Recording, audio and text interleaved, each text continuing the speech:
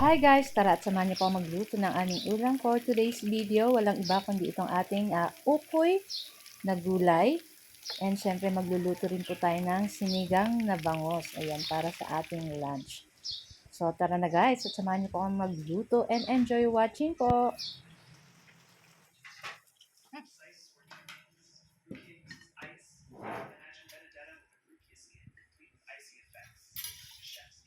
So guys, meron po tayo dito harina or all-purpose flour and maglalagay rin tayo ng cornstarch.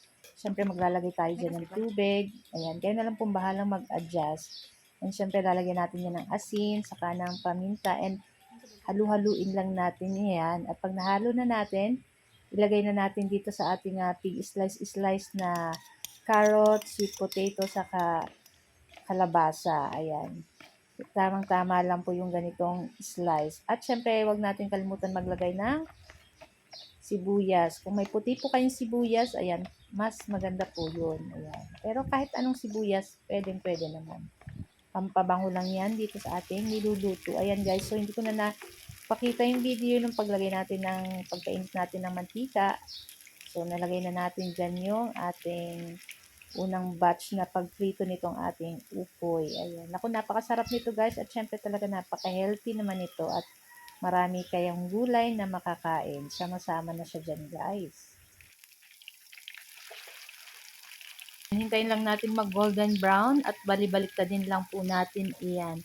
At pag nag golden brown na yan, pwede na po natin hanguin dito sa ating kawali. So, dito naman sa ating kabilang lutuan, ayan, nagpainit tayo ng tubig, naglagay tayo dyan ng sibuyas, ng luya, tapos kamatis.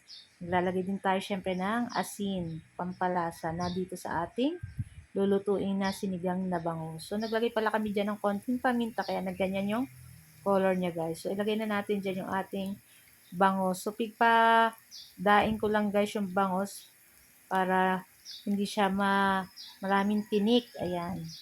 Kasi magre-reklaming anak ko pag maraming tinik. Ayan. So, pinaboneless ko na lang guys. So, pagkatapos ilagay na rin natin dyan yung ating sigarilyas. O ang tawag po dito sa Bicol ay, ang tawag nga nito? Para pagulong. Ayan. So, ito po yung aming ulam ngayong araw. Ayan.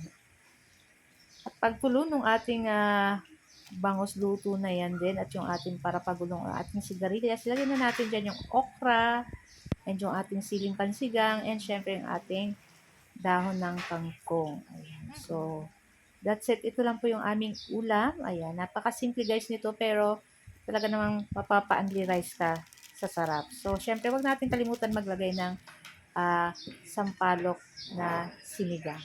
So guys, thank you for watching and see our next video. Ciao! Kain na na!